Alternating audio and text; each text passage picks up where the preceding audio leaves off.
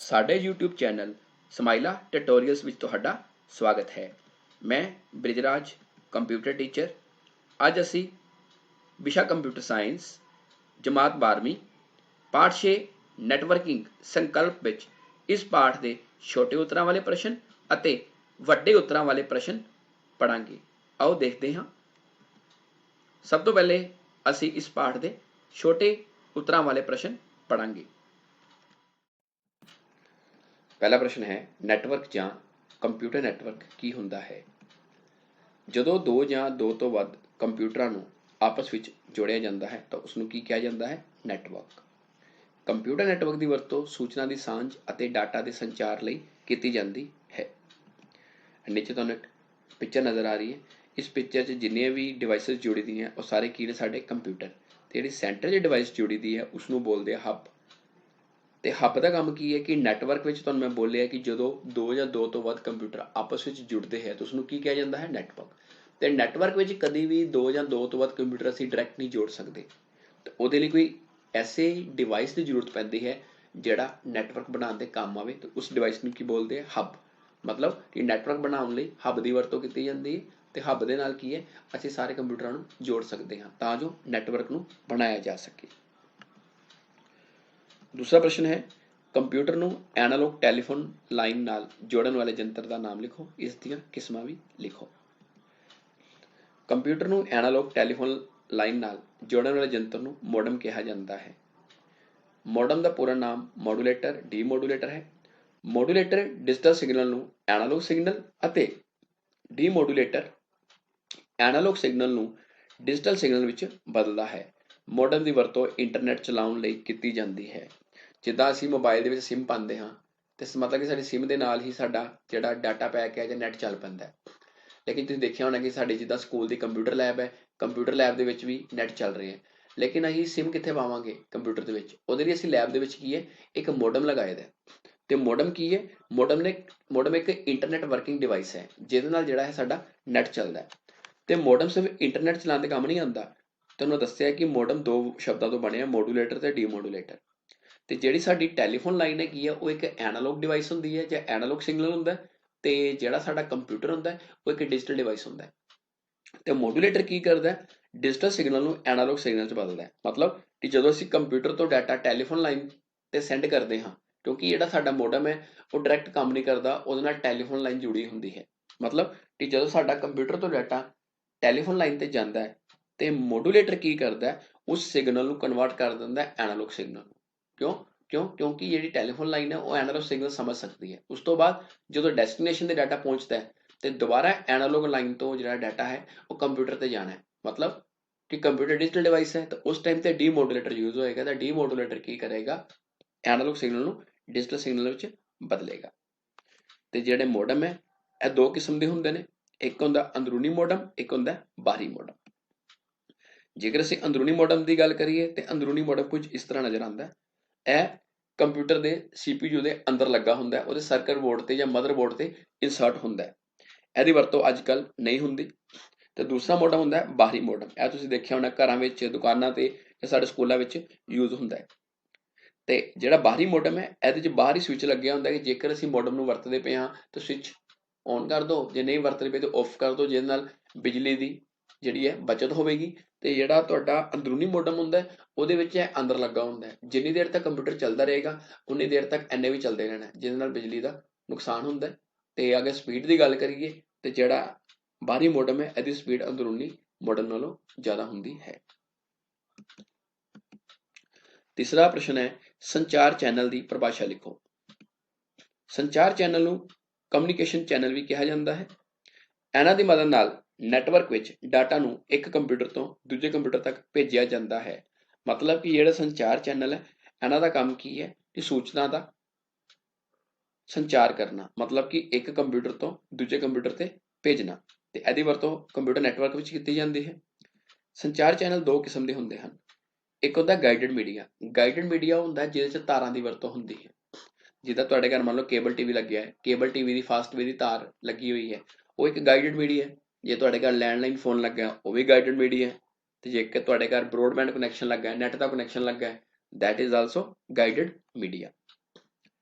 ਇੱਕ ਹੁੰਦਾ ਅਨਗਾਈਡਡ ਮੀਡੀਆ। ਜਿਹੜਾ ਅਨਗਾਈਡਡ ਮੀਡੀਆ ਹੁੰਦਾ ਉਸਨੂੰ ਬੋਲਦੇ ਆ ਵਾਇਰਲੈਸ ਸਿਗਨਲ। ਜਿੱਦਾਂ ਮੋਬਾਈਲ ਹੈ, ਮੋਬਾਈਲ ਕਿੱਥੋਂ ਸਿਗਨਲ ਲੈਂਦਾ? ਮੋਬਾਈਲ ਦੇ ਲਈ ਟਾਵਰ ਤੋਂ ਰੇਂਜ ਆਉਂਦੀ ਹੈ, ਉਹ ਤੁਹਾਡਾ ਕੀ ਹੈ? ਅਨਗਾਈਡਡ ਮੀਡੀਆ। ਮਤਲਬ ਜਿਹਦੇ ਵਿੱਚ ਤਾਰਾਂ ਦੀ ਵਰਤੋਂ ਹੋਵੇ ਉਹ ਗਾਈਡਡ ਮੀਡੀਆ, ਤੇ ਜਿਹਦੇ 'ਚ ਸਿਗਨਲ ਵਾਇਰਲੈਸ ਹੋਣ ਉਹ ਕੀ ਹੁੰਦਾ? ਅਨਗਾਈਡਡ ਮੀਡੀਆ। ਚੌਥਾ ਪ੍ਰਸ਼ਨ ਹੈ, ਨੈਟਵਰਕ ਟੋਪੋਲੋਜੀ ਕੀ ਹੁੰਦੀ ਹੈ? ਟੋਪੋਲੋਜੀ ਤੋਂ ਭਾਵ ਹੈ ਨੈਟਵਰਕ ਦੀ ਬਣਤਰ। ਨੈਟਵਰਕ ਵਿੱਚ ਕੰਪਿਊਟਰ ਜਿਸ ਢੰਗ ਨਾਲ ਆਪਸ ਵਿੱਚ ਜੁੜੇ ਹੁੰਦੇ ਹਨ ਉਸਨੂੰ ਨੈਟਵਰਕ ਟੋਪੋਲੋਜੀ ਕਿਹਾ ਜਾਂਦਾ ਹੈ। ਮਤਲਬ ਕਿ ਨੈਟਵਰਕ ਵਿੱਚ ਜਿਸ ਤਰੀਕੇ ਨਾਲ ਕੰਪਿਊਟਰ ਜੋੜੇ ਜਾਂਦੇ ਨੇ ਉਸਨੂੰ ਕੀ ਕਿਹਾ ਜਾਂਦਾ ਹੈ? ਟੋਪੋਲੋਜੀ। ਨੈਟਵਰਕ ਟੋਪੋਲੋਜੀਜ਼ ਕਈ ਕਿਸਮ ਦੀਆਂ ਹੁੰਦੀਆਂ ਹਨ, ਜਿਵੇਂ ਕਿ bus topology, ring topology, star topology ਤੇ ਮੈਸ਼ ਟੋਪੋਲੋਜੀ। ਤੇ ਮੈਸ਼ ਟੋਪੋਲੋਜੀ ਨੂੰ ਕੰਪਲੀਟਲੀ ਕਨੈਕਟਡ ਟੋਪੋਲੋਜੀ ਵੀ ਕਿਹਾ ਜਾਂਦਾ ਹੈ। ਜਿਹੜੀ ਬਸ ਟੋਪੋਲੋਜੀ ਹੈ ਇਹਦੇ ਵਿੱਚ ਇੱਕ ਸਾਂਝੀ ਤਾਰ ਹੁੰਦੀ ਹੈ ਜਿਸ ਨਾਲ ਸਾਰੇ ਕੰਪਿਊਟਰ ਜੁੜੇ ਹੁੰਦੇ ਹਨ। ਤੇ ਜਿਹੜੀ ਰਿੰਗ ਟੋਪੋਲੋਜੀ ਹੈ ਇਹਦੇ ਵਿੱਚ ਹਰ ਕੰਪਿਊਟਰ ਆਪਣੇ ਨੇਬਰ ਕੰਪਿਊਟਰ ਜਾਂ ਗੁਆਂਢੀ ਕੰਪਿਊਟਰ ਨਾਲ ਸੰਚਾਰ ਕਰ ਸਕਦਾ ਹੈ। ਥਰਡ ਹੈ ਸਟਾਰ ਟੋਪੋਲੋਜੀ। ਸਟਾਰ ਟੋਪੋਲੋਜੀ ਦੇ ਅੰਦਰ ਸੈਂਟਰ ਵਿੱਚ ਹੱਬ ਲੱਗੀ ਹੁੰਦੀ ਹੈ ਤੇ ਜਿੰਨੇ ਵੀ ਕੰਪਿਊਟਰ ਹੈ ਉਸ ਹੱਬ ਨਾਲ ਜੁੜੇ ਹੁੰਦੇ ਹਨ, ਤੇ ਕੋਈ ਵੀ ਕੰਪਿਊਟਰ ਡਾਇਰੈਕਟਲੀ ਆਪਸ ਵਿੱਚ ਕਨੈਕਟ ਨਹੀਂ ਹੁੰਦਾ, ਉਹ ਕੰਮ ਕਰਦਾ ਹੈ ਹੱਬ ਦੀ ਮਦਦ ਨਾਲ। ਨੈਕਸਟ ਹੈ ਮੈਸ਼ ਟੋਪੋਲੋਜੀ। ਤੇ ਮੈਸ਼ ਟੋਪੋਲੋਜੀ ਤੁਹਾਨੂੰ ਮੈਂ ਪਹਿਲੇ ਵੀ ਦੱਸਿਆ ਕਿ ਇਸ ਨੂੰ ਕੰਪਲੀਟਲੀ ਕਨੈਕਟਡ ਟੋਪੋਲੋਜੀ ਬੋਲਦੇ ਹੈ, ਤੇ ਇਹਦੇ ਵਿੱਚ ਸਾਰੇ ਕੰਪਿਊਟਰ ਜਿਹੜੇ ਹੈ ਉਹ ਆਪਸ ਵਿੱਚ ਡਾਇਰੈਕਟ ਜੁੜੇ ਹੁੰਦੇ ਹਨ। ਇਹ ਸਭ ਤੋਂ ਵਧੀਆ ਟੋਪੋਲੋਜੀ ਹੈ, ਬਟ ਸਭ ਤੋਂ ਮਹਿੰਗੀ ਟੋਪੋਲੋਜੀ ਵੀ ਹੈ। ਪੰਜਵਾਂ ਪ੍ਰਸ਼ਨ ਹੈ URL ਕੀ ਹੁੰਦਾ ਹੈ? URL ਦਾ ਪੂਰਾ ਨਾਮ ਯੂਨੀਫਾਰਮ ਰਿਸੋਰਸ ਲੋਕੇਟਰ ਹੈ। ਇਹ ਵੈਬਸਾਈਟ ਦਾ ਐਡਰੈਸ ਹੁੰਦਾ ਹੈ ਜਿਸ ਤੇ ਇੰਟਰਨੈਟ ਰਾਹੀਂ ਪਹੁੰਚਿਆ ਜਾ ਸਕਦਾ ਹੈ। ਮਤਲਬ ਕਿ ਜਦੋਂ ਅਸੀਂ ਕੋਈ ਵੈਬਸਾਈਟ ਖੋਲਦੇ ਹਾਂ ਉਸ ਦੇ ਐਡਰੈਸ ਨੂੰ ਕੀ ਕਿਹਾ ਜਾਂਦਾ ਹੈ? URL।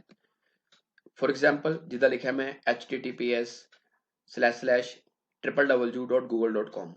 ਅੱਜ ਤੇ ਜੇ www.google.com ਲਿਖੀਏ ਤਾਂ ਆਪਣੇ ਆਪ ਉਹਦੇ ਸਟਾਰਟਿੰਗ ਵਿੱਚ HTTPS ਲੱਗ ਜਾਂਦਾ ਹੈ। ਇਹ ਪੂਰੇ ਦੇ ਪੂਰੇ ਨੂੰ ਕੀ ਬੋਲਦੇ ਹੈ? URL। ਮਤਲਬ ਵੈਬਸਾਈਟ ਦਾ ਐਡਰੈਸ, ਯੂਨੀਫਾਰਮ ਰਿਸੋਰਸ ਲੋਕੇਟਰ।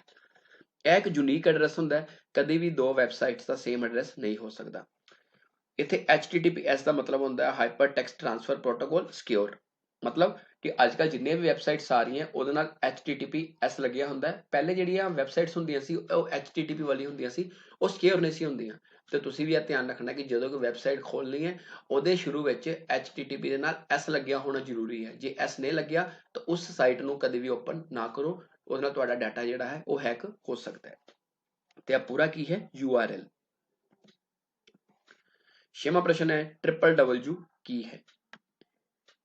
ਜਦੋਂ ਅਸੀਂ ਕੋਈ ਵੈਬਸਾਈਟ ਓਪਨ ਕਰਦੇ ਹਾਂ ਉਸ ਤੋਂ ਸਟਾਰਟਿੰਗ 'ਚ www ਲਿਖਿਆ, ਜਿੱਦਾਂ ਹੁਣ ਮੈਂ ਪਿੱਛੇ ਦੱਸਿਆ www.google.com, ਇਹ ਉਹ www ਹੈ। ਇਸ ਦਾ ਪੂਰਾ ਨਾਮ ਹੈ ਵਰਲਡ ਵਾਈਡ ਵੈਬ। ਇਸ ਨੂੰ ਵੈਬ ਜਾਂ W3 ਵੀ ਕਿਹਾ ਜਾਂਦਾ ਹੈ। W3 ਇਸ ਲਈ ਕਿਹਾ ਜਾਂਦਾ ਕਿਉਂਕਿ ਇਹ 'ਚ 3 W ਆਉਂਦੇ ਨੇ। ਇਹ ਵੈਬ ਸਰਵਰਾਂ ਦਾ ਇੱਕ ਸਮੂਹ ਹੁੰਦਾ ਹੈ। ਵੈਬ ਸਰਵਰ ਦਾ ਮਤਲਬ ਕਿ ਜਿੰਨੇ ਵੀ ਕੰਪਿਊਟਰ ਜਾਂ ਜਿੰਨੇ ਵੀ ਸਰਵਰ ਇੰਟਰਨੈਟ ਤੇ ਲੱਗੇ ਹੋਏ ਨੇ ਉਸਨੂੰ ਸਰਵਰ ਬੋਲਦੇ ਹੈ। ਕਿਉਂਕਿ ਜਦੋਂ ਅਸੀਂ ਕੋਈ ਵੀ ਡਾਟਾ ਇੰਟਰਨੈਟ ਤੇ ਸਟੋਰ ਕਰਦੇ ਹਾਂ, ਅਪਲੋਡ ਕਰਦੇ ਹਾਂ ਜਾਂ ਡਾਊਨਲੋਡ ਕਰਦੇ ਹਾਂ ਤੇ ਉਹ ਕਿੱਥੇ ਜਾਂਦਾ ਹੈ? ਵੈਬ ਸਰਵਰ ਦੇ ਅੰਦਰ। ਵਰਲਡ ਵਾਈਡ ਵੈਬ ਵਿੱਚ ਸੂਚਨਾ ਨੂੰ ਵੈਬ ਪੇਜਾਂ ਵਿੱਚ ਸਟੋਰ ਕੀਤਾ ਜਾਂਦਾ ਹੈ। ਮੀਨਸ ਕਿ ਜਿਹੜਾ ਵਰਲਡ ਵਾਈਡ ਵੈਬ ਹੈ ਇਹਦੇ 'ਚ ਵੈਬ ਪੇਜ ਹੁੰਦੇ ਨੇ ਜਿਹਦੇ ਤੇ ਸਾਰੀ ਜਾਣਕਾਰੀ ਸਟੋਰ ਹੁੰਦੀ ਹੈ। ਤਾਂ ਤੁਸੀਂ 10ਵੀਂ 'ਚ ਪੜ੍ਹਿਆ ਸੀ ਕਿ ਜਿਹੜੇ ਵੈਬ ਪੇਜ ਹੈ ਉਹ ਕਿਹੜੀ ਲੈਂਗੁਏਜ 'ਚ ਬਣਦੇ ਆ? HTML ਦੇ ਵਿੱਚ।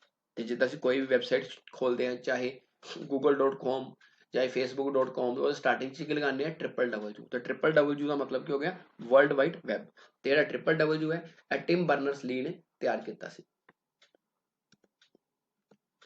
ਸੱਤਵਾਂ ਪ੍ਰਸ਼ਨ ਹੈ ਇੰਟਰਨੈਟ ਵਰਕਿੰਗ ਕੀ ਹੁੰਦੀ ਹੈ? ਇੰਟਰਨੈਟ ਵਰਕਿੰਗ ਦਾ ਮਤਲਬ ਕਿ ਇੰਟਰਨੈਟ ਕੰਮ ਕਿੱਦਾਂ ਕਰਦਾ ਹੈ ਜਾਂ ਇੰਟਰਨੈਟ ਕੀ ਹੁੰਦਾ ਹੈ? ਦੁਨੀਆ ਵਿੱਚ ਫੈਲੇ ਵੱਖ-ਵੱਖ ਕਿਸਮ ਦੇ ਨੈਟਵਰਕਾਂ ਨੂੰ ਆਪਸ ਵਿੱਚ ਜੋੜ ਕੇ ਇੰਟਰਨੈਟ ਬਣਦਾ ਹੈ। ਤੇ ਇੰਟਰਨੈਟ ਦਾ ਪੂਰਾ ਨਾਮ ਹੁੰਦਾ ਹੈ ਇੰਟਰਨੈਸ਼ਨਲ ਨੈਟਵਰਕ। ਇਸ ਨੂੰ ਨੈਟਵਰਕ ਆਫ ਨੈਟਵਰਕਸ ਵੀ ਕਿਹਾ ਜਾਂਦਾ ਹੈ। ਇਸ ਦੀ ਮਦਦ ਨਾਲ ਸੂਚਨਾ ਦਾ ਆਦਾਨ ਪ੍ਰਦਾਨ ਕੀਤਾ ਜਾ ਸਕਦਾ ਹੈ। ਅੱਜ ਦੇ ਸਮੇਂ ਵਿੱਚ ਕੋਈ ਵੀ ਕੰਮ ਹੈ ਉਹ ਇੰਟਰਨੈਟ ਦੀ ਮਦਦ ਨਾਲ ਹੁੰਦਾ ਹੈ। ਚਾਹੇ ਅਸੀਂ ਪੈਸੇ ਟ੍ਰਾਂਸਫਰ ਕਰਨੇ ਹੈ, ਮੀਨਸ ਕਿ ਨੈਟ ਬੈਂਕਿੰਗ ਵਰਤਦੇ ਉਹਦੇ ਲਈ, ਜੇ ਸੋਸ਼ਲ ਮੀਡੀਆ ਤੇ ਕੰਮ ਕਰਨਾ ਹੈ ਤੇ ਅਸੀਂ ਜਿੱਦਾਂ WhatsApp ਜਾਂ Facebook, Twitter ਵਗੈਰਾ ਯੂਜ਼ ਕਰਦੇ ਹਾਂ ਜਾਂ Instagram ਯੂਜ਼ ਕਰਦੇ ਹਾਂ, ਉਹ ਵੀ ਕੀ ਇੰਟਰਨੈਟ ਦੀ ਮਦਦ ਨਾਲ ਚੱਲਦਾ ਹੈ। ਇਸ ਕਰਕੇ ਆਪਾਂ ਕਹਿ ਸਕਦੇ ਹਾਂ ਕਿ ਇੰਟਰਨੈਟ ਜਿਹੜਾ ਉਹ ਇਸ ਟਾਈਮ दुनिया विच बड़ा जरूरी हो गया, तो इस तो बिना साडा कोई भी काम नहीं चलता। 8वां प्रश्न है FTP की है, इसके लाभ दसो। FTP का पूरा नाम फाइल ट्रांसफर प्रोटोकॉल है, ते प्रोटोकॉल का मतलब होंदा है रूल्स एंड रेगुलेशन। मतलब कि इंटरनेट ते जदों असीं किसी फाइल नूं ट्रांसफर करते हाँ, उस टाइम ते उहदे लई किहड़े रूल्स जां किहड़े नियम वरते जांदे ने, उसनूं किहा जांदा है प्रोटोकॉल। यह एक एप्लीकेशन प्रोटोकॉल है, इसकी वरतों इंटरनेट ते फाइलां ट्रांसफर करने लई कीती जांदी है। मतलब कि जेकर एक कंप्यूटर तो दूजे कंप्यूटर ते फाइल भेजनी होवे ते उहदे लई असीं की वरतदे हां, FTP प्रोटोकॉल। यह डाटा ट्रांसफर करने लई TCP/IP की वरतों करता है। TCP/IP भी प्रोटोकॉल ने, जिहदा ट्रांसमिशन कंट्रोल प्रोटोकॉल ते इंटरनेट प्रोटोकॉल। यह दो प्रोटोकॉल है जिहड़े FTP दे अंदर वरते जांदे हन। हुण असीं गल करदे हां FTP दे की लाभ हुंदे हन।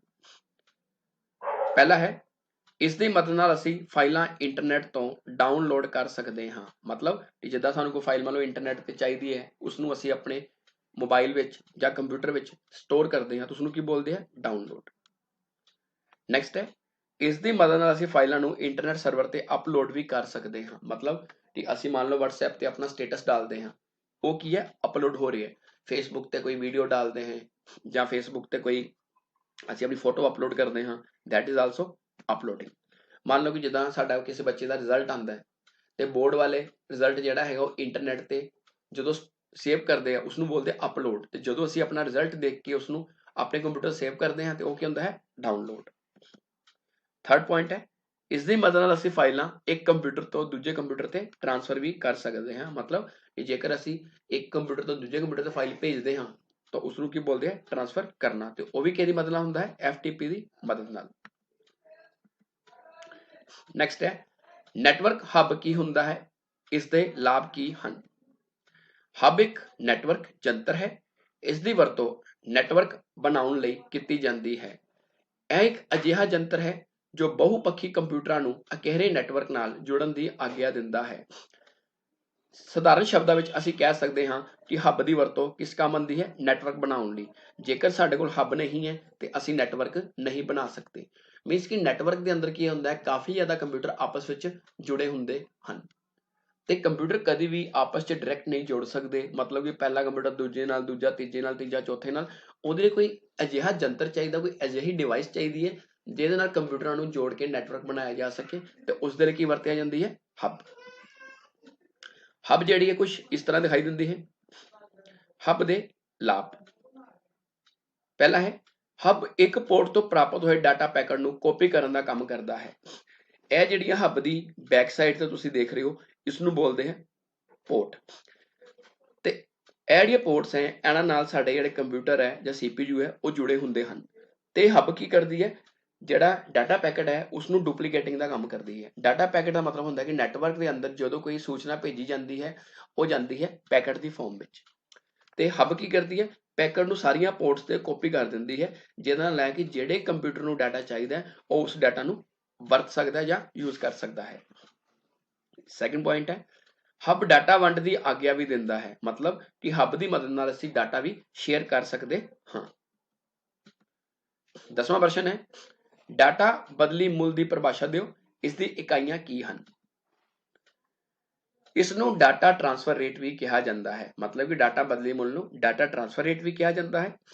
इसका अर्थ है डाटे की मात्रा जिहड़ी एक मिथे समय विच एक कंप्यूटर तो दूजे कंप्यूटर ते भेजी जाती है। मतलब कि एक समय ते असीं जां एक सैकेंड विच कितना डाटा एक कंप्यूटर तो दूजे कंप्यूटर ते भेज सकते हाँ, उसनूं बोलते हैं डाटा ट्रांसफर रेट। हुण आपां गल करते हैं डाटा बदली दीआं इकाइयां कि डाटा ट्रांसफर रेट दी यूनिट्स किहड़ी-किहड़ियां हुंदियां ने। सब तो पहले यूनिट होंदी है बिट्स पर सैकेंड। मतलब कि एक सैकेंड विच कितनियां बिट्स ट्रांसफर हो सकदियां हन। दूजी इकाई है बाइट्स पर सैकेंड, मीनस BPS, कि एक सैकेंड विच कितनियां बाइट्स ट्रांसफर कर सकते हाँ। तीसरी है KBPS, किलो बाइट्स पर सैकेंड, कि एक सैकेंड च कितने किलो बाइट्स डाटा जा सकता है। चौथा है MBPS, मैगा बाइट्स पर सैकेंड, कि एक सैकेंड विच कितने मैगा बाइट्स भेजे जा सकते हैं। ते पंजवां है GBPS, मतलब गीगा बाइट्स पर सैकेंड, कि एक सैकेंड विच कितने GB डाटा भेजा जा सकता है। ਵੱਡੇ ਉਤਰਾਂ ਵਾਲੇ ਪ੍ਰਸ਼ਨ। ਪਹਿਲਾ ਪ੍ਰਸ਼ਨ ਹੈ ਨੈਟਵਰਕ ਦੀ ਲੋੜ ਕਿਉਂ ਪੈਂਦੀ ਹੈ, ਜਾਂ ਤੁਹਾਨੂੰ ਪ੍ਰਸ਼ਨ ਪੁੱਛਿਆ ਜਾ ਸਕਦਾ ਹੈ ਕਿ ਨੈਟਵਰਕ ਦੇ ਕੀ ਲਾਭ ਹਨ। ਇਸ ਦਾ ਪਹਿਲਾ ਪੁਆਇੰਟ ਹੈ ਕੰਪਿਊਟਰ ਨੈਟਵਰਕ ਦੀ ਵਰਤੋਂ ਡਾਟਾ ਅਤੇ ਸੂਚਨਾ ਦੀ ਸਾਂਝ ਕਰਨ ਲਈ ਕੀਤੀ ਜਾਂਦੀ ਹੈ। ਮਤਲਬ ਕਿ ਕੰਪਿਊਟਰ ਨੈਟਵਰਕ ਦੀ ਮਦਦ ਨਾਲ ਅਸੀਂ ਡਾਟਾ ਅਤੇ ਸੂਚਨਾ ਦੋਨਾਂ ਦੀ ਸ਼ੇਅਰਿੰਗ ਕਰ ਸਕਦੇ ਹਾਂ। ਨੈਕਸਟ ਪੁਆਇੰਟ ਕੰਪਿਊਟਰ ਨੈਟਵਰਕ ਦੀ ਵਰਤੋਂ ਡਾਟਾ ਦੇ ਸੰਚਾਰ ਲਈ ਵੀ ਕੀਤੀ ਜਾਂਦੀ ਹੈ। ਮਤਲਬ ਕਿ ਕੰਪਿਊਟਰ ਨੈਟਵਰਕ ਜਿਹੜਾ ਹੈ ਇਹਦੇ ਨਾਲ ਡਾਟਾ ਕਮਿਊਨੀਕੇਸ਼ਨ ਵੀ ਕੀਤੀ ਜਾ ਸਕਦੀ ਹੈ ਜਾਂ ਡਾਟਾ ਦਾ ਸੰਚਾਰ ਵੀ ਕੀਤਾ ਜਾ ਸਕਦਾ ਹੈ। ਥਰਡ ਪੁਆਇੰਟ ਕੰਪਿਊਟਰ ਨੈਟਵਰਕ ਦੀ ਵਰਤੋਂ ਨਾਲ ਡਾਟਾ ਦਾ ਸੰਚਾਰ ਬਹੁਤ ਤੇਜ਼ੀ ਨਾਲ ਹੁੰਦਾ ਹੈ। ਪਹਿਲਾਂ ਜਦੋਂ ਅਸੀਂ ਕੋਈ ਡਾਕ ਭੇਜਦੇ ਸੀ, ਬਾਈ ਪੋਸਟ ਭੇਜਦੇ ਸੀ, ਤੇ ਉਹਦੇ ਨਾਲ ਕੀ ਸੀ ਕਿ ਜਿਹੜੀ ਸਾਡੀ ਡਾਕ ਹੁੰਦੀ ਸੀ ਉਹਨੂੰ ਇੱਕ ਥਾਂ ਤੋਂ ਦੂਜੀ ਥਾਂ ਤੇ ਜਾਣ ਲਈ ਕਈ ਦਿਨ ਲੱਗ ਜਾਂਦੇ ਸਨ। ਬਟ ਹੁਣ ਨੈਟਵਰਕ ਦੇ ਆਉਣ ਨਾਲ ਡਾਟਾ ਜਿਹੜਾ ਹੈ ਸਾਡਾ ਬੜੀ ਤੇਜ਼ੀ ਨਾਲ ਚਲਾ ਜਾਂਦਾ ਹੈ। ਨੈਕਸਟ ਡਾਟਾ ਦਾ ਸੰਚਾਰ ਕਰਨ ਲਈ ਨੈਟਵਰਕ ਬਹੁਤ ਸਸਤਾ ਸਾਧਨ ਹੈ। ਨੈਕਸਟ ਪੁਆਇੰਟ ਕੰਪਿਊਟਰ ਨੈਟਵਰਕ ਦੀ ਮਦਦ ਨਾਲ ਹਾਰਡਵੇਅਰ ਅਤੇ ਸੌਫਟਵੇਅਰ ਦੀ ਵੀ ਸਾਂਝ ਕੀਤੀ ਜਾ ਸਕਦੀ ਹੈ। ਕੁਝ ਹਾਰਡਵੇਅਰ ਅਤੇ ਸੌਫਟਵੇਅਰ ਬਹੁਤ ਮਹਿੰਗੇ ਹੁੰਦੇ ਹਨ। ਜੇਕਰ ਅਸੀਂ ਉਹਨਾਂ ਨੂੰ ਲਗਾਈਏ ਤੇ ਉਹਦੇ ਨਾਲ ਸਾਡੇ ਕੰਪਿਊਟਰ ਦੀ ਲਾਗਤ ਵੱਧ ਜਾਂਦੀ ਹੈ। ਬਟ ਕੰਪਿਊਟਰ ਨੈਟਵਰਕ ਦੀ ਮਦਦ ਨਾਲ ਅਸੀਂ ਹਾਰਡਵੇਅਰ ਅਤੇ ਸੌਫਟਵੇਅਰ ਨੂੰ ਸ਼ੇਅਰ ਕਰ ਸਕਦੇ ਹਾਂ। ਮੰਨ ਲਓ ਕਿ ਪ੍ਰਿੰਟਰ ਇੱਕ ਮਹਿੰਗਾ ਯੰਤਰ ਹੈ, ਸਾਡੇ ਕੋਲ ਮੰਨ ਲਓ 6 ਕੰਪਿਊਟਰ ਹੈ। ਜੇਕਰ ਸਾਡੇ ਕੋਲ 6 ਕੰਪਿਊਟਰ ਹੈ, 6 ਦੇ 6 ਸਟੈਂਡ ਅਲੋਨ ਨੇ, ਤੇ ਸਾਨੂੰ 6 ਪ੍ਰਿੰਟਰਾਂ ਦੀ ਲੋੜ ਪਏਗੀ। ਬਟ ਨੈਟਵਰਕ ਦੇ ਵਿੱਚ ਕੀ ਹੈ ਕਿ ਅਸੀਂ ਇੱਕ ਪ੍ਰਿੰਟਰ ਹੈਗਾ ਉਹਨੂੰ ਨੈਟਵਰਕ ਦੇ ਵਿੱਚ ਲਗਾ ਦਾਂਗੇ। ਉਹਦੇ ਨਾਲ ਫਾਇਦਾ ਕੀ ਹੋਏਗਾ ਕਿ ਜਿੰਨੇ ਵੀ ਕੰਪਿਊਟਰ ਨੈਟਵਰਕ 'ਚ ਜੁੜੇ ਨੇ ਉਹ ਸਾਰੇ ਦੇ ਸਾਰੇ ਉਸ ਪ੍ਰਿੰਟਰ ਨੂੰ ਵਰਤ ਸਕਦੇ ਹਨ, ਜਦਕਿ ਸਟੈਂਡ ਅਲੋਨ ਕੰਪਿਊਟਰ ਵਿੱਚ ਇਹ ਚੀਜ਼ ਨਹੀਂ ਹੋ ਸਕਦੀ। ਇਸ ਤਰ੍ਹਾਂ ਕਈ ਸੌਫਟਵੇਅਰ ਐਸੇ ਹੁੰਦੇ ਹੈ ਜਿਹੜੇ ਅਸੀਂ ਮੰਨ ਲਓ ਕਿ ਇੱਕ ਕੰਪਿਊਟਰ ਤੇ ਇੰਸਟਾਲ ਕਰਤੇ ਹੈ, ਦੂਜੇ ਕੰਪਿਊਟਰ ਤੇ ਇੰਸਟਾਲ ਨਹੀਂ ਹੋ ਰਹੇ। ਫੋਰ ਐਗਜ਼ਾਮਪਲ ਐਂਟੀਵਾਇਰਸ, ਕਿ ਸਾਡੇ ਕੋਲ ਸਟੈਂਡ ਅਲੋਨ ਪੀਸੀ ਹੈ ਤੇ ਐਂਟੀਵਾਇਰਸ ਇੱਕੋ ਪੀਸੀ ਤੇ ਇੰਸਟਾਲ ਕੀਤਾ ਜਿਹੜਾ ਪੇਡ ਹੈ, ਬਾਕੀ ਕੰਪਿਊਟਰਾਂ ਕਿੱਦਾਂ ਕਰਾਂਗੇ, ਉਹ ਨਹੀਂ ਹੋ ਪਾਏਗਾ। ਬਟ ਨੈਟਵਰਕ ਦੇ ਵਿੱਚ ਕੀ ਹੈ ਕਿ ਸਰਵਰ ਤੇ ਜਦੋਂ ਐਂਟੀਵਾਇਰਸ ਨੂੰ ਇੰਸਟਾਲ ਕਰ ਦਾਂਗੇ ਤੇ ਬਾਕੀ ਜਿੰਨੇ ਵੀ ਨੋਡ ਉਹਦੇ 'ਚ ਜੁੜੇ ਦੇ ਆ ਸਾਰੇ ਉਸਨੂੰ ਸ਼ੇਅਰ ਕਰ ਸਕਦੇ। ਦੂਸਰਾ ਪ੍ਰਸ਼ਨ ਹੈ ਡਾਟਾ ਵੰਡ ਨੂੰ ਨੈਟਵਰਕਿੰਗ ਦਾ ਮਹੱਤਵਪੂਰਨ ਪ੍ਰਯੋਗ ਕਿਉਂ ਮੰਨਿਆ ਜਾਂਦਾ ਹੈ। ਡਾਟਾ ਵੰਡ ਨੂੰ ਡਾਟਾ ਸ਼ੇਅਰਿੰਗ ਵੀ ਕਿਹਾ ਜਾਂਦਾ ਹੈ। ਮਤਲਬ ਕਿ ਇਹਦੀ ਮਦਦ ਨਾਲ ਅਸੀਂ ਡਾਟਾ ਨੂੰ ਸ਼ੇਅਰ ਕਰ ਸਕਦੇ ਹਾਂ ਵੱਖ-ਵੱਖ ਯੂਜ਼ਰਸ ਵਿੱਚ। ਇਸ ਨੂੰ ਨੈਟਵਰਕਿੰਗ ਦਾ ਮਹੱਤਵਪੂਰਨ ਪ੍ਰਯੋਗ ਮੰਨਿਆ ਜਾਂਦਾ ਹੈ ਕਿਉਂਕਿ ਇਸ ਨਾਲ ਸਮਾਂ ਅਤੇ ਊਰਜਾ ਦੋਹਾਂ ਦੀ ਬਚਤ ਹੁੰਦੀ ਹੈ, ਕਿਉਂਕਿ ਇਹਦੇ ਨਾਲ ਸਾਡਾ ਟਾਈਮ ਵੀ ਬਚਦਾ ਹੈ ਤੇ એનર્ਜੀ ਵੀ ਬਚਦੀ ਹੈ। ਨੈਟਵਰਕ ਦੀ ਮਦਦ ਨਾਲ ਵੱਖ-ਵੱਖ ਯੂਜ਼ਰ ਸੂਚਨਾ ਦੀ ਸਾਂਝ ਆਸਾਨੀ ਨਾਲ ਕਰ ਸਕਦੇ ਹਨ। ਕਿਉਂਕਿ ਨੈਟਵਰਕ ਦੇ ਅੰਦਰ ਜੇ ਵੱਖ-ਵੱਖ ਯੂਜ਼ਰ ਕੰਮ ਕਰ ਰਹੇ ਨੇ ਉਹ ਡਾਟਾ ਅਤੇ ਸੂਚਨਾ ਨੂੰ ਆਸਾਨੀ ਨਾਲ ਇੱਕ ਦੂਸਰੇ ਨਾਲ ਸ਼ੇਅਰ ਕਰ ਸਕਦੇ ਹਨ ਬਿਨਾਂ ਆਪਣੀ ਲੋਕੇਸ਼ਨ ਚੇਂਜ ਕੀਤੇ ਹੋਏ। ਉਦਾਹਰਨ ਵਜੋਂ ਇੱਕ ਸੰਸਥਾ ਵਿੱਚ ਵੱਖ-ਵੱਖ ਵਿਭਾਗਾਂ ਦੇ ਯੂਜ਼ਰ ਨੈਟਵਰਕ ਦੀ ਮਦਦ ਨਾਲ ਫਾਈਲਾਂ ਨੂੰ ਵੱਖ-ਵੱਖ ਵਿਭਾਗਾਂ ਦੇ ਨਾਲ ਵੰਡ ਸਕਦੇ ਹਨ। ਮਤਲਬ ਕਿ ਮੰਨ ਲਓ ਕੋਈ ਆਰਗੇਨਾਈਜੇਸ਼ਨ ਹੈ, ਕੋਈ ਸਕੂਲ ਹੈ, ਕੋਈ ਯੂਨੀਵਰਸਿਟੀ ਹੈ, ਉਹਦੇ ਅੰਦਰ ਜੇਕਰ ਵੱਖ-ਵੱਖ ਯੂਜ਼ਰ ਕੰਮ ਕਰਦੇ ਪਏ ਨੇ ਉਹਨਾਂ ਨੂੰ ਆਪਣੀ ਜਗ੍ਹਾ ਤੋਂ ਉੱਠਣ ਦੀ ਲੋੜ ਨਹੀਂ ਫਾਈਲ ਨੂੰ ਸ਼ਿਫਟ ਕਰਨ ਲਈ, ਉਹ ਨੈਟਵਰਕ ਦੀ ਮਦਦ ਨਾਲ ਹੀ ਫਾਈਲਾਂ ਜਿਹੜੀਆਂ ਉਹ ਟ੍ਰਾਂਸਫਰ ਕਰ ਸਕਦੇ ਹਨ। ਇਸ ਨਾਲ ਕੰਮ ਜਲਦੀ ਹੋ ਜਾਂਦਾ ਹੈ ਤੇ ਲਾਗਤ ਵੀ ਘੱਟ ਆਉਂਦੀ ਹੈ। ਇਸ ਕਰਕੇ ਅਸੀਂ ਕਹਿ ਸਕਦੇ ਹਾਂ ਕਿ ਡਾਟਾ ਦੀ ਵੰਡ ਨੂੰ ਨੈਟਵਰਕਿੰਗ ਦਾ ਮਹੱਤਵਪੂਰਨ ਪ੍ਰਯੋਗ ਮੰਨਿਆ ਜਾਂਦਾ ਹੈ।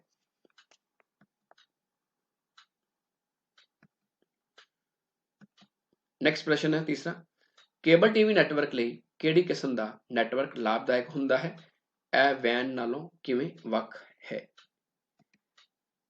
ਕੇਬਲ ਟੀਵੀ ਨੈਟਵਰਕ ਪੂਰੇ ਸ਼ਹਿਰ ਵਿੱਚ ਫੈਲਿਆ ਹੁੰਦਾ ਹੈ, ਇਹ ਸਾਨੂੰ ਪਤਾ ਹੈ, ਅਤੇ ਅਜਿਹੇ ਨੈਟਵਰਕ ਲਈ ਮੈਨ ਦੀ ਵਰਤੋਂ ਕੀਤੀ ਜਾਂਦੀ ਹੈ। ਜਿੱਦਾਂ ਮੰਨ ਲਓ ਕਿ ਸਾਡਾ ਸ਼ਹਿਰ ਹੈ, ਸਾਡੇ ਸ਼ਹਿਰ ਦੇ ਵਿੱਚ ਜਿਹੜਾ ਲੋਕਲ ਕੇਬਲ ਟੀਵੀ ਨੈਟਵਰਕ ਫੈਲਿਆ ਉਹ ਕਿਹੜਾ ਹੈ? ਫਾਸਟਵੇ। ਯੈਸ, ਕਿ ਫਾਸਟਵੇ ਇੱਕ ਲੋਕਲ ਕੇਬਲ ਟੀਵੀ ਨੈਟਵਰਕ ਹੈ। ਜਿੱਦਾਂ ਸਾਡੇ ਵਿੱਚ ਲੋਕਲ ਚੈਨਲ ਹੈ ਸਾਡੇ ਆਪਣੇ ਸ਼ਹਿਰ ਵਿੱਚ ਹੀ ਚੱਲਦੇ ਹੈ, ਤੇ ਇਸ ਕਿਸਮ ਦੇ ਨੈਟਵਰਕ ਲਈ ਜਿਹੜਾ ਮੈਨ ਹੈ ਉਹ ਵਰਤਿਆ ਜਾਂਦਾ ਹੈ, ਤੇ ਮੈਨ ਦਾ ਅਰਥ ਹੁੰਦਾ ਹੈ ਮੈਟਰੋਪੋਲੀਟਨ ਏਰੀਆ ਨੈਟਵਰਕ। ਇਹਦੇ ਨਾਲ ਹੀ ਪ੍ਰਸ਼ਨ ਹੈਗਾ ਕਿ ਇਹ WAN ਨਾਲੋਂ ਕਿਵੇਂ ਵੱਖ ਹੈ, ਮਤਲਬ ਕਿ ਦੋਨਾਂ ਵਿੱਚ ਕੀ ਅੰਤਰ ਹੈ। ਹੁਣ ਅਸੀਂ ਮੈਨ ਅਤੇ ਵੈਨ ਵਿੱਚ ਅੰਤਰ ਦੇਖਦੇ ਹਾਂ। ਖੱਬੇ ਹੱਥ ਮੈਂ ਮੈਨ ਲਿਆ ਤੇ ਸੱਜੇ ਹੱਥ ਵੈਨ ਲਿਆ। ਮੈਨ ਦਾ ਪੂਰਾ ਨਾਮ ਮੈਟਰੋਪੋਲੀਟਨ ਏਰੀਆ ਨੈਟਵਰਕ ਹੈ ਅਤੇ ਵੈਨ ਦਾ ਪੂਰਾ ਨਾਮ ਵਾਈਡ ਏਰੀਆ ਨੈਟਵਰਕ ਹੈ। ਮੈਨ ਜਿਹੜਾ ਹੈ, ਦੂਸਰਾ ਪੁਆਇੰਟ, ਇਹ ਸ਼ਹਿਰ ਦੇ ਅੰਦਰ ਫੈਲਿਆ ਹੁੰਦਾ ਹੈ ਜਿੱਦਾਂ ਸਾਡਾ ਫਾਸਟਵੇ ਨੈਟਵਰਕ, ਤੇ ਜਿਹੜਾ ਵੈਨ ਹੈ ਇਹ ਪੂਰੇ ਸੰਸਾਰ ਵਿੱਚ ਫੈਲਿਆ ਹੁੰਦਾ ਹੈ। ਮਤਲਬ ਕਿ ਪੂਰੀ ਦੁਨੀਆ ਉਹਦੇ ਵਿੱਚ ਜਿਹੜਾ ਨੈਟਵਰਕ ਫੈਲਿਆ ਉਸਨੂੰ ਕੀ ਕਿਹਾ ਜਾਂਦਾ ਹੈ? ਵੈਨ। ਥਰਡ ਪੁਆਇੰਟ ਹੈ, ਇਹ ਨਿੱਜੀ ਜਾਂ ਕਿਰਾਏ ਦਾ ਨੈਟਵਰਕ ਹੁੰਦਾ ਹੈ। ਨਿੱਜੀ ਮਤਲਬ ਕਿ ਪ੍ਰਾਈਵੇਟ ਨੈਟਵਰਕ ਹੁੰਦਾ ਹੈ, ਤੇ ਕਿਰਾਏ ਦਾ ਮਤਲਬ ਕਿ ਹਰ ਮਹੀਨੇ ਸਾਡੇ ਕੋਲ ਫਾਸਟਵੇ ਵਾਲੇ ਉਹਦੇ ਚਾਰਜਿਸ ਲੈਣ ਆਉਂਦੇ ਨੇ, ਤੇ ਉਹਦਾ ਮਤਲਬ ਹੈ ਕਿ ਅਸੀਂ ਹਰ ਮਹੀਨੇ ਉਹਦਾ ਕਿਰਾਇਆ ਦੇ ਰਹੇ ਹਾਂ। ਤੇ ਰਾਈਟ ਸਾਈਡ ਤੇ ਇਹ ਕਿਰਾਏ ਦਾ ਜਾਂ ਸੇਵਾਵਾਂ ਦੇਣ ਵਾਲਾ ਨੈਟਵਰਕ ਹੁੰਦਾ ਹੈ। ਜਿਹੜਾ ਵੈਨ ਹੈ ਇਹਦਾ ਵੀ ਅਸੀਂ ਰੈਂਟ ਦੇ ਸਕਦੇ ਹਾਂ, ਤੇ ਇਸ ਤੋਂ ਇਲਾਵਾ ਇੱਕ ਸਰਵਿਸ ਪ੍ਰੋਵਾਈਡਰ ਬੇਸਡ ਨੈਟਵਰਕ ਹੈ। ਸਰਵਿਸ ਪ੍ਰੋਵਾਈਡਰ ਬੇਸਡ ਮਤਲਬ ਇੰਟਰਨੈਟ ਸਰਵਿਸ ਪ੍ਰੋਵਾਈਡਰ। ਕਿ ਇੰਟਰਨੈਟ ਸਰਵਿਸ ਪ੍ਰੋਵਾਈਡਰ ਕਿਹੜੇ ਕਿਹੜੇ ਨੇ? ਜਿਹਦੀ ਕੰਪਨੀ ਤੋਂ ਅਸੀਂ ਨੈਟ ਦਾ ਪੈਕ ਰੀਚਾਰਜ ਕਰਵਾਉਂਦੇ ਹਾਂ ਜਾਂ ਨੈਟ ਲੈਂਦੇ ਹਾਂ, ਉਸਨੂੰ ਬੋਲਦੇ ਸੇਵਾਵਾਂ ਦੇਣ ਵਾਲਾ ਨੈਟਵਰਕ ਜਾਂ ISP। ਜਿੱਦਾਂ ਮੰਨ ਲਓ ਕਿ ਮੇਰੇ ਫੋਨ 'ਚ BSNL ਦੀ ਸਿਮ ਹੈ, BSNL ਦਾ ਨੈਟ ਮੈਂ ਯੂਜ਼ ਕਰ ਰਿਹਾ, ਤੇ ਇਹਦਾ ਮਤਲਬ ਹੋਇਆ ਕਿ ਮੇਰਾ ਸਰਵਿਸ ਪ੍ਰੋਵਾਈਡਰ ਕਿਹੜਾ ਹੋਇਆ? BSNL। ਜੇ ਤੁਹਾਡੇ ਫੋਨ 'ਚ ਜੀਓ ਦੀ ਸਿਮ ਹੈ ਤੇ ਤੁਹਾਡਾ ISP ਕੌਣ ਹੋਇਆ?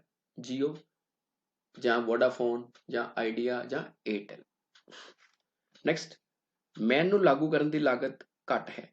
ਕਿ ਮੈਨ ਨੂੰ ਲਾਗੂ ਕਰਨ 'ਚ ਖਰਚਾ ਘੱਟ ਆਉਂਦਾ ਹੈ ਕਿਉਂਕਿ ਇੱਕ ਸ਼ਹਿਰ 'ਚ ਫੈਲਿਆ ਹੁੰਦਾ ਹੈ, ਜਦਕਿ ਵੈਨ ਨੂੰ ਲਾਗੂ ਕਰਨ ਦੀ ਲਾਗਤ ਜ਼ਿਆਦਾ ਹੈ ਕਿਉਂਕਿ ਇਹ ਪੂਰੇ ਦੁਨੀਆ ਵਿੱਚ ਫੈਲਿਆ ਹੋਇਆ ਹੈ, ਇਸ ਕਰਕੇ ਇਹਨੂੰ ਲਾਗੂ ਕਰਨ ਦੀ ਲਾਗਤ ਜ਼ਿਆਦਾ ਹੈ। ਪੰਜਵਾਂ ਪੁਆਇੰਟ, ਉਦਾਹਰਨ ਵਜੋਂ ਲੋਕਲ ਕੇਬਲ ਟੀਵੀ ਨੈਟਵਰਕ। ਜਿਹੜਾ ਲੋਕਲ ਕੇਬਲ ਟੀਵੀ ਨੈਟਵਰਕ ਹੈ ਉਹ ਮੈਨ ਦੀ ਉਦਾਹਰਨ ਹੈ ਜਿਹਦਾ ਫਾਸਟਵੇ, ਤੇ ਰਾਈਟ ਸਾਈਡ ਤੇ ਵੈਨ ਦੀ ਉਦਾਹਰਨ ਹੈ ਇੰਟਰਨੈਟ, ਕਿਉਂਕਿ ਇੰਟਰਨੈਟ ਜਿਹੜਾ ਉਹ ਪੂਰੀ ਦੁਨੀਆ ਵਿੱਚ ਫੈਲਿਆ ਹੋਇਆ ਹੈ, ਤੇ ਉਹ ਕੀ ਹੋਗਾ ਤੁਹਾਡਾ? ਵੈਨ। ਚੌਥਾ ਪ੍ਰਸ਼ਨ ਹੈ, ਗਾਈਡਡ ਮੀਡੀਆ ਅਤੇ ਅਨਗਾਈਡਡ ਮੀਡੀਆ ਡਾਟਾ ਸੰਚਾਰ ਮਾਧਿਅਮ ਕੀ ਹੁੰਦੇ ਹਨ? ਹਰ ਇੱਕ ਦੀ ਮਿਸਾਲ ਦਿਓ। ਸਭ ਤੋਂ ਪਹਿਲਾਂ ਅਸੀਂ ਗੱਲ ਕਰਦੇ ਹਾਂ ਗਾਈਡਡ ਮੀਡੀਆ ਦੀ। ਗਾਈਡਡ ਮੀਡੀਆ ਨੂੰ ਬਾਉਂਡਡ ਮੀਡੀਆ ਵੀ ਕਿਹਾ ਜਾਂਦਾ ਹੈ। ਇਸ ਮੀਡੀਆ ਵਿੱਚ ਡਾਟਾ ਦੇ ਸੰਚਾਰ ਲਈ ਤਾਰਾਂ ਦੀ ਵਰਤੋਂ ਹੁੰਦੀ ਹੈ। ਇਸ ਦੀ ਵਰਤੋਂ ਘੱਟ ਦੂਰੀ ਦੇ ਸੰਚਾਰ ਲਈ ਕੀਤੀ ਜਾਂਦੀ ਹੈ। ਇਸ ਨੂੰ ਵਰਤੋਂ ਘੱਟ ਤੋਂ ਸੰਚਾਰ ਲਈ ਇਸ ਲਈ ਕੀਤੀ ਜਾਂਦੀ ਹੈ ਕਿਉਂਕਿ ਇਹਦੇ ਵਿੱਚ ਤਾਰਾਂ ਦੀ ਵਰਤੋਂ ਹੁੰਦੀ ਹੈ, ਕਿਉਂਕਿ ਵੱਧ ਦੂਰੀ ਦੇ ਸੰਚਾਰ ਲਈ ਤਾਰਾਂ ਦੀ ਵਰਤੋਂ ਨਹੀਂ ਕੀਤੀ ਜਾ ਸਕਦੀ ਕਿਉਂਕਿ ਲਾਗਤ ਬਹੁਤ ਜ਼ਿਆਦਾ ਵੱਧ ਜਾਂਦੀ ਹੈ। ਉਦਾਹਰਨ ਵਜੋਂ ਟਵਿਸਟਡ ਪੇਅਰ ਕੇਬਲ। ਜਿਹੜੀ ਟਵਿਸਟਡ ਪੇਅਰ ਕੇਬਲ ਹੈ ਇਹਦੇ ਵਿੱਚ ਦੋ ਤਾਰਾਂ ਵਰਤੀਆਂ ਜਾਂਦੀਆਂ ਹਨ। ਦੋ ਤਾਰਾਂ ਇਸ ਕਰਕੇ ਹੁੰਦੀਆਂ ਨੇ, ਇੱਕ ਸੈਂਡਰ ਲਈ ਤੇ ਇੱਕ ਰਿਸੀਵਰ ਲਈ, ਮਤਲਬ ਕਿ ਇੱਕ ਭੇਜਣ ਵਾਲੇ ਲਈ ਤੇ ਇੱਕ ਪ੍ਰਾਪਤ ਕਰਨ ਵਾਲੇ ਲਈ। ਦੂਸਰੀ ਕੇਬਲ ਹੁੰਦੀ ਹੈ ਕੋਐਕਸੀਅਲ ਕੇਬਲ। ਜਿਹੜੀ ਕੋਐਕਸੀਅਲ ਕੇਬਲ ਹੈ ਇਹਦੇ 'ਚ ਇੱਕ ਹੀ ਕਾਪਰ ਦੀ ਵਾਇਰ ਵਰਤੀ ਜਾਂਦੀ ਹੈ। ਤੇ ਜਿਹੜੀ ਕੋਐਕਸੀਅਲ ਕੇਬਲ ਹੈ ਤੁਸੀਂ ਦੇਖੀ ਹੋਣੀ ਹੈ ਕਿ ਜਿਹੜਾ ਸਾਡਾ ਲੋਕਲ ਕੇਬਲ ਟੀਵੀ ਨੈਟਵਰਕ ਹੈ ਜਾਂ ਕੇਬਲ ਟੀਵੀ ਨੈਟਵਰਕ ਹੈ ਉਹਦੇ ਵਿੱਚ ਕੋਐਕਸੀਅਲ ਕੇਬਲ ਵਰਤੀ ਜਾਂਦੀ ਹੈ। ਕੋਐਕਸੀਅਲ ਕੇਬਲ 'ਚ ਸਿੰਗਲ ਕੇਬਲ ਇਸ ਲਈ ਹੁੰਦੀ ਹੈ ਕਿਉਂਕਿ ਜਿਹੜਾ ਟੀਵੀ ਹੈ ਇਹ 'ਚ ਵਨ ਵੇ ਕਮਿਊਨੀਕੇਸ਼ਨ ਹੁੰਦੀ ਹੈ। ਤਾਂ ਕਾਪਰ ਵਾਇਰ ਦੇ ਉੱਪਰ ਇੱਕ ਮੋਟਾ ਪਲਾਸਟਿਕ ਚੜਿਆ ਹੁੰਦਾ ਹੈ ਜਿਸ ਨੂੰ ਇਨਸੂਲੇਸ਼ਨ ਬੋਲਦੇ ਹੈ, ਤੇ ਇਨਸੂਲੇਸ਼ਨ ਦੇ ਉੱਪਰ ਇੱਕ ਜਾਲੀ ਲੱਗੀ ਹੁੰਦੀ ਹੈ ਕਾਪਰ ਦੀ, ਤੇ ਜਾਲੀ ਨੂੰ ਪ੍ਰੋਟੈਕਸ਼ਨ ਦੇਣ ਲਈ ਉੱਤੇ ਆਊਟਸਾਈਡ ਇਨਸੂਲੇਸ਼ਨ ਹੋਰ ਲੱਗਿਆ ਹੁੰਦਾ ਹੈ ਜਿਹੜਾ ਪਲਾਸਟਿਕ ਦਾ ਬਣਿਆ ਹੁੰਦਾ ਹੈ। ਤੇ ਥਰਡ ਕੇਬਲ ਹੁੰਦੀ ਹੈ ਆਪਟੀਕਲ ਫਾਈਬਰ, ਜਾਂ ਇਹਨੂੰ ਫਾਈਬਰ ਆਪਟਿਕਸ ਵੀ ਬੋਲਦੇ। ਅੱਜ ਕੱਲ੍ਹ ਇਹਦੀ ਵਰਤੋਂ ਬਹੁਤ ਜ਼ਿਆਦਾ ਹੋ ਰਹੀ ਹੈ ਕਿਉਂਕਿ ਇਹ ਸਾਨੂੰ ਹਾਈ ਸਪੀਡ ਨੈਟ ਪ੍ਰੋਵਾਈਡ ਕਰਦਾ ਹੈ। ਜਿੱਦਾਂ ਤੁਸੀਂ ਸੁਣਿਆ ਹੋਣਾ Jio fibre, then net plus cable, ਉਸ ਤੋਂ ਇਲਾਵਾ BSNL ਫਾਈਬਰ, ਉਹਦੇ ਵਿੱਚ ਵੀ ਇਹ ਜਿਹੜੀ ਆਪਟੀਕਲ ਫਾਈਬਰ ਯੂਜ਼ ਹੁੰਦੀ ਹੈ ਕਿਉਂਕਿ ਜੇਕਰ ਕਿਸੇ ਹੋਰ ਮੀਡੀਆ ਨਾਲ ਜਦੋਂ ਨੈਟ ਚੱਲਦਾ ਉਹਦੀ ਸਪੀਡ ਘੱਟ ਹੁੰਦੀ ਹੈ, ਬਟ ਆਪਟੀਕਲ ਫਾਈਬਰ ਜਿਹੜੀ ਹੈ ਇਹ ਸਾਨੂੰ ਬਹੁਤ ਹਾਈ ਸਪੀਡ ਨੈਟ ਪ੍ਰੋਵਾਈਡ ਕਰਦਾ ਹੈ। ਹੁਣ ਅਸੀਂ ਗੱਲ ਕਰਦੇ ਹਾਂ ਅਨਗਾਈਡਡ ਮੀਡੀਆ ਦੀ। ਇਸ ਨੂੰ ਅਨਬਾਊਂਡਡ ਮੀਡੀਆ ਵੀ ਕਿਹਾ ਜਾਂਦਾ ਹੈ। ਇਸ ਮੀਡੀਆ ਵਿੱਚ ਡਾਟਾ ਦੇ ਸੰਚਾਰ ਲਈ ਹਵਾਈ ਰਸਤਾ ਵਰਤਿਆ ਜਾਂਦਾ ਹੈ, ਮਤਲਬ ਕਿ ਇਹਦੇ ਵਿੱਚ ਤਾਰਾਂ ਦੀ ਵਰਤੋਂ ਨਹੀਂ ਹੁੰਦੀ, ਇਹ ਜਿਹੜੇ ਸਿਗਨਲ ਹੈਗੇ ਆ ਉਹ ਹਵਾ ਦੇ ਰਸਤੇ ਭੇਜੇ ਜਾਂਦੇ ਹਨ। ਇਸ ਦੀ ਵਰਤੋਂ ਵੱਧ ਦੂਰੀ ਦੇ ਸੰਚਾਰ ਲਈ ਕੀਤੀ ਜਾਂਦੀ ਹੈ। ਉਦਾਹਰਨ ਵਜੋਂ ਰੇਡੀਓ ਤਰੰਗਾਂ। ਜਿਹੜੀ ਰੇਡੀਓ ਤਰੰਗਾਂ ਕੁਛ ਇਸ ਤਰ੍ਹਾਂ ਹੁੰਦੀਆਂ ਜਿੱਦਾਂ ਟਾਵਰ ਵਗੈਰਾ ਹੁੰਦੇ ਨੇ। ਇਸ ਤੋਂ ਇਲਾਵਾ ਮਾਈਕ੍ਰੋਵੇਵ ਸਿਗਨਲ ਹੁੰਦੇ ਨੇ। ਮਾਈਕ੍ਰੋਵੇਵ ਤੋਂ ਇਲਾਵਾ ਸੈਟੇਲਾਈਟ ਸਿਗਨਲ ਹੁੰਦੇ ਨੇ। ਸੈਟੇਲਾਈਟ ਸਿਗਨਲ 'ਚ ਕੀ ਹੁੰਦਾ, ਜਿਹੜਾ ਸੈਟੇਲਾਈਟ ਧਰਤੀ ਤੋਂ 45,000 ਕਿਲੋਮੀਟਰ ਦੂਰ ਸੈੱਟ ਕੀਤਾ ਜਾਂਦਾ ਹੈ ਤੇ ਉੱਥੋਂ ਸਿਗਨਲ ਭੇਜਦਾ ਹੈ। ਜਿੱਦਾਂ ਸਾਡੇ ਟੀਵੀ 'ਤੇ ਚੈਨਲ ਚੱਲਦੇ ਆ ਉਹ ਵੀ ਸੈਟੇਲਾਈਟ ਦੀ ਮਦਦ ਨਾਲ ਹੀ ਚੱਲਦੇ ਨੇ। ਇਸ ਤੋਂ ਇਲਾਵਾ ਜੋ ਇਨਫਰਾਰੈਡ ਸਿਗਨਲ ਹੁੰਦੇ ਨੇ ਉਹ ਵੀ ਸਾਡੇ ਅਨਗਾਈਡਡ ਮੀਡੀਆ ਹੁੰਦੇ ਨੇ। ਇਨਫਰਾਰੈਡ ਸਿਗਨਲ ਜਿੱਦਾਂ ਟੀਵੀ ਦਾ ਰਿਮੋਟ ਹੈ ਉਹ ਇਨਫਰਾਰੈਡ ਨਾਲ ਹੀ ਕੰਮ ਕਰਦਾ ਹੈ, ਤੇ ਇਹ ਸਾਡੇ ਕੀ ਹੋਏ ਫਿਰ ਅਨਗਾਈਡਡ ਮੀਡੀਆ।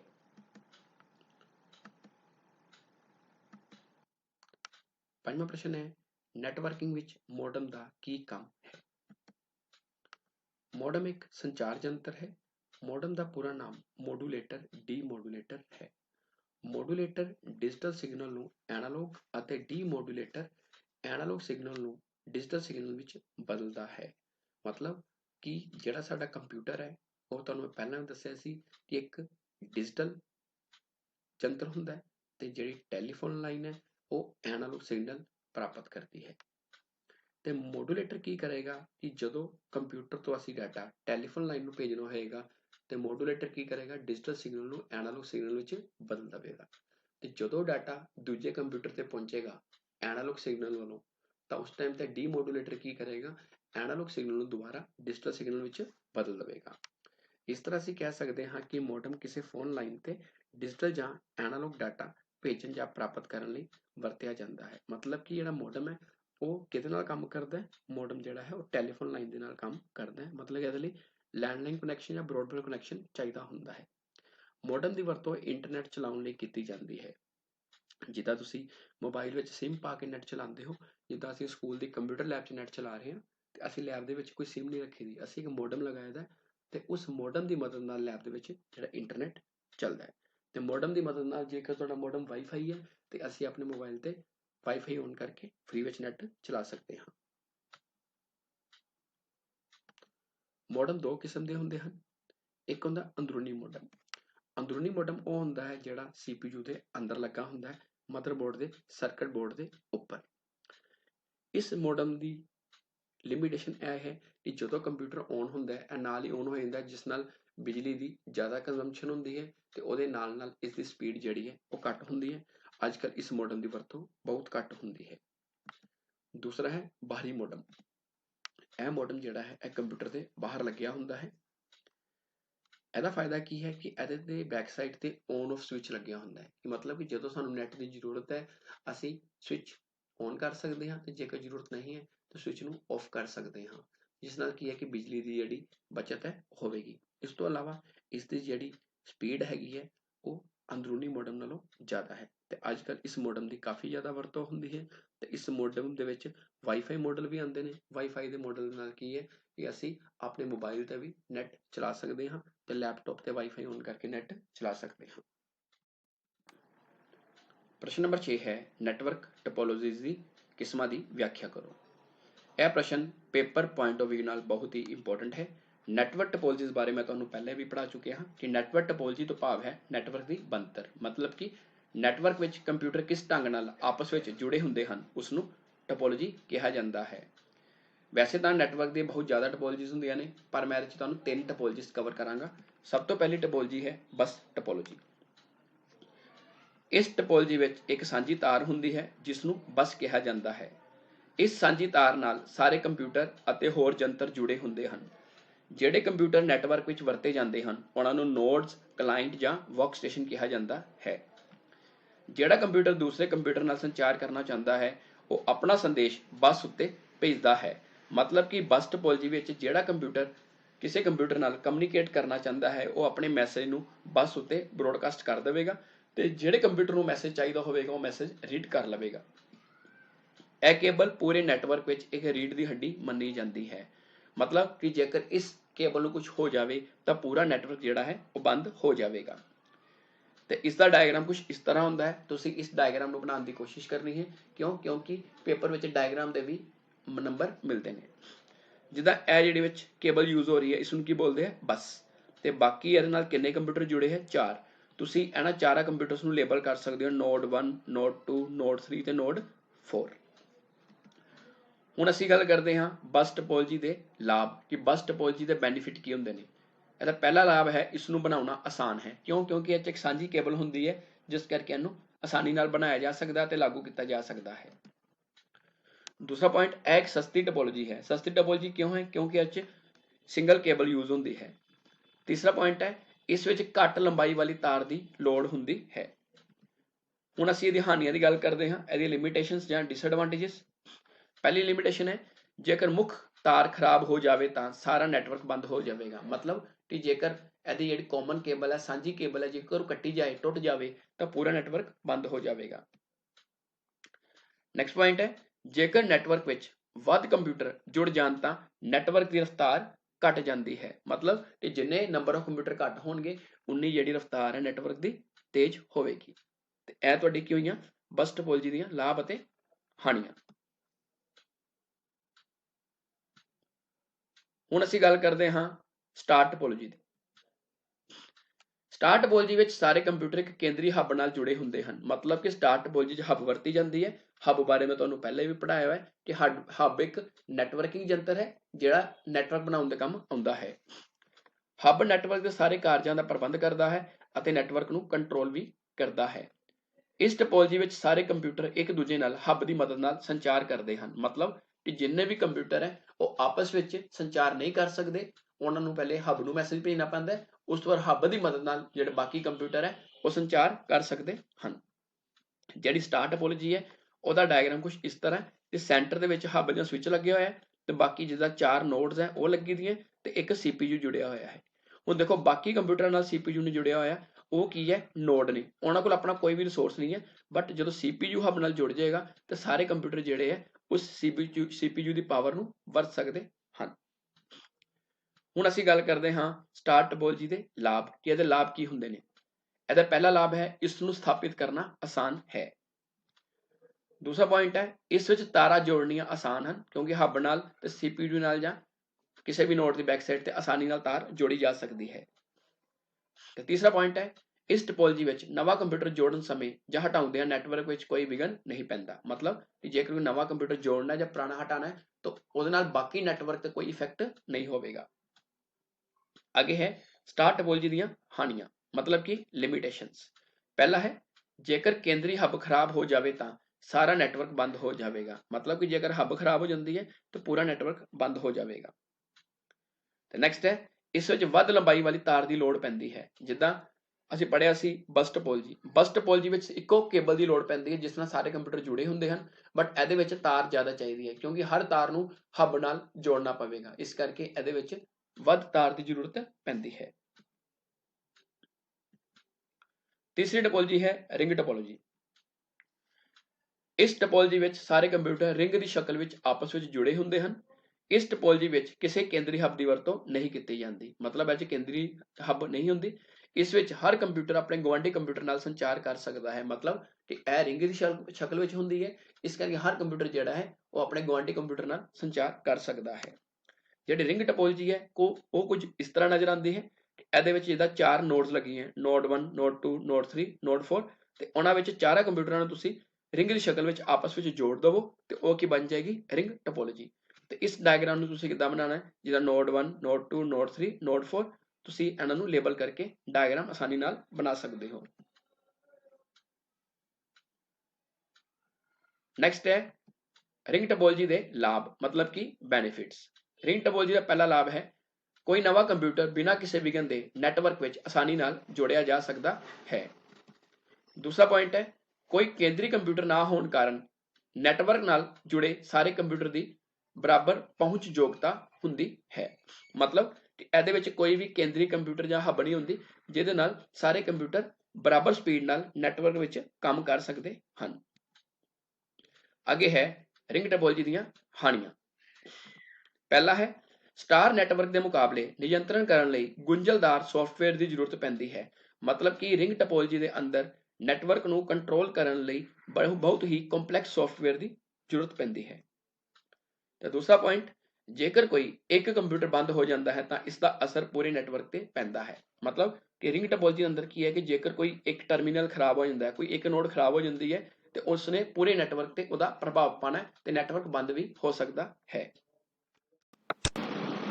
जेकर तुहाडी कोई क्वेरी क्वेश्चन ਜਾਂ ਸੁਜੈਸ਼ਨ ਹੈ ਤਾਂ ਕਮੈਂਟ ਸੈਕਸ਼ਨ ਵਿੱਚ ਜ਼ਰੂਰ ਦੱਸਣਾ ਅਤੇ ਜੇਕਰ ਤੁਸੀਂ ਅਜੇ ਤੱਕ ਮੇਰੇ ਇਸ YouTube ਚੈਨਲ ਨੂੰ ਲਾਈਕ ਅਤੇ ਸਬਸਕ੍ਰਾਈਬ ਨਹੀਂ ਕੀਤਾ ਹੈ ਤਾਂ ਕਿਰਪਾ ਕਰਕੇ ਇਸ ਨੂੰ ਲਾਈਕ ਅਤੇ ਸਬਸਕ੍ਰਾਈਬ ਜ਼ਰੂਰ ਕਰੋ ਅਤੇ ਬੈਲ ਆਈਕਨ ਨੂੰ ਪ੍ਰੈਸ ਕਰਨਾ ਨਾ ਭੁੱਲੋ ਤਾਂ ਜੋ ਤੁਹਾਨੂੰ ਮੇਰੀਆਂ ਨਵੀਆਂ ਵੀਡੀਓਜ਼ ਦੀ ਨੋਟੀਫਿਕੇਸ਼ਨ ਮਿਲਦੀ ਰਹੇ। ਧੰਨਵਾਦ।